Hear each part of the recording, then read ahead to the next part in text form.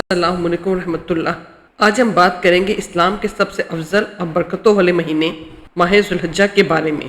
یہ مہینہ ہر مسلمان کے لیے اللہ کا خاص انعام ہے۔ اگر ہم نے اس کے لمحات کو قیمتی سمجھا تو یہ ہمارے لیے جنت کی طرف جانے والی راہ بن سکتا ہے۔ ذوالحجہ اسلامی سال کا 12واں اور آخری مہینہ ہے، لیکن روحانیت، عبادت، حج اور قربانی کے لحاظ سے سب سے اعلیٰ مقام رکھتا ہے۔ قرآن کی روشنی میں سورہ فجر کی آیت نمبر 1 اور 2 میں فرمایا گیا، قسم فجر کی اور 10 راتوں کی۔ مفسرین کے مطابق یہ 10 راتیں ذوالحجہ کے ابتدائی 10 دن ہیں جن کی اللہ نے قسم کھائی۔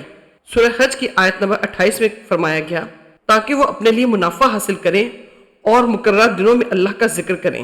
یہ آیات معلومات ذوالحجہ کے ابتدائی دن ہیں جن میں اللہ کے ذکر کی بہت تاکید ہے۔ سورہ حج کی آیت نمبر 37 میں فرمایا گیا، اللہ کو نہ ان قربانیوں کا گوشت پہنچتا ہے نہ خون، بلکہ اس تک تو تمہارا تقوی پہنچتا ہے۔ احادیث نبویہ سے دلائل۔ صحیح بخاری کی حدیث نمبر 969 میں فرمایا گیا، نبی کریم صلی اللہ علیہ وسلم نے فرمایا، اللہ تعالیٰ کو کوئی دن ان 10 دنوں سے زیادہ محبوب نہیں جن میں نیک عمل کیا جائے۔ صحابہ نے عرض کیا، یا رسول اللہ جہاد بھی نہیں؟ فرمایا، جہاد بھی نہیں، سوائے اس شخص کے جو جان و مال کے ساتھ نکلا ہو اور کچھ واپس نہ لایا۔ صحیح مسلم میں ہے، رسول اللہ صلی اللہ علیہ وسلم نے فرمایا، عرفہ کے دن کا روزہ گزشتہ اور آئندہ سال کے گناہوں کا کفارہ ہے۔ ترمذی میں فرمایا گیا، نبی کریم صلی اللہ علیہ وسلم نے فرمایا، ذوالحجہ کے 10 دنوں میں ہر دن کا روزہ 1 سال کے روزے کے برابر ہے اور ہر رات کا قیام شب قدر کے برابر ہے۔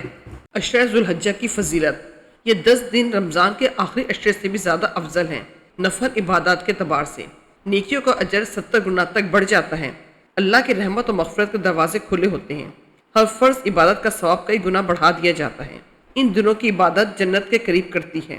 یوم عرفہ 9 ذوالحجہ، یہ دن دعا کی قبولیت، روایاتوں کی روشنی اور اللہ کے قریب ہونے کا خاص دن ہے۔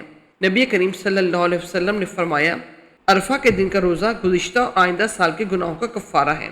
حج کے بعد حج کا سب سے بڑا رکن وقوف عرفہ اسی دن ادا ہوتا ہے۔ ماہ ذوالحجہ میں کرنے والے اہم اعمال۔ ماہ ذوالحجہ کے ابتدائی 10 دن نیکیوں کے لیے بے مثال ہیں۔ ان دنوں میں 5 وقتہ نماز کی پابندی، ذکر و اذکار، خاص طور پر اللہ اکبر، سبحان اللہ، الحمدللہ کا ورد اور 9 ذوالحجہ کا روزہ رکھنے کی بہت فضیلت ہے۔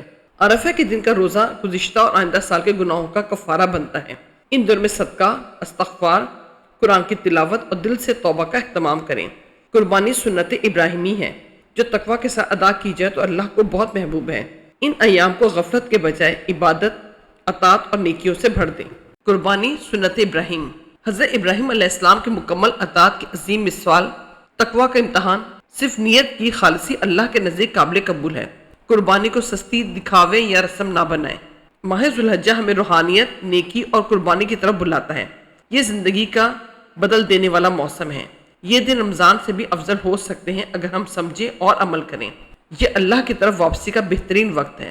ماہ ذوالحجہ نیکیوں کا موسم بہار ہے۔ آئیے ان دنوں کو غفلت میں نہ گنوائیں بلکہ عبادت، قربانی اور اللہ کی رضا کے لیے گزاریں۔ اللہ ہمیں ان مبارک لمحات کی قدر کرنے اور اپنے قرب کے لیے کوشش کرنے کی توفیق دے، آمین۔ اگر آپ کو یہ ویڈیو پسند آئے تو لائک، شیئر اور سبسکرائب ضرور کریں تاکہ مزید اسلامی ویڈیوز آپ تک پہنچتی رہیں۔